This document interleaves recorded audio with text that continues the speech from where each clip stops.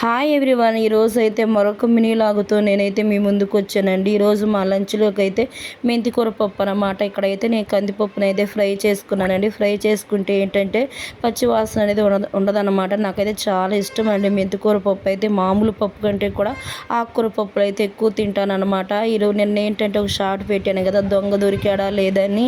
కానీ దొంగ అయితే దొరికాడండి. మేమైతే ఒక 1 కిలోమీటర్ వరకు అయితే పరిగెత్తామన్నమాట. మా ఫ్యామిలీ మొత్తం, నేను, మా నాన్న, మా అమ్మ, మా చెల్లి, మా తమ్ముడు, పక్కింటోళ్ళు, ఎదురింటోళ్ళు అందరం పరిగెత్తి పట్టుకున్నామండి. దొంగోడినైతే చితకబాదామన్నమాట. పట్టుకుని 1 కిలోమీటర్ వరకు అయితే పరిగెత్తాడండి అతను. ఈ దొంగ ఎందుకు వచ్చాడంటే మా పక్క ఇంట్లో పెళ్ళి అవుతుందండి, అందుకని చెప్పి నగలు కొట్టడానికి వచ్చాడు అనుకుంటాను.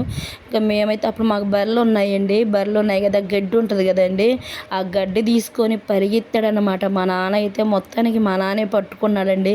ఒక దొంగోడు అయితే ఫాస్ట్గా పరిగెత్తున్నాడండి. వాళ్ళు ఏంటంటే ఆయిల్ రాసుకుంటారనమాట, పట్టుకోలేమండి. ఆ దొంగని ఏం చేసేమనేది నెక్స్ట్ వీడియో అయితే తెలుసుకుందాం. మరిన్ని వీడియోస్ కోసం మన ఛానల్ని సబ్స్క్రైబ్ చేసుకోండి.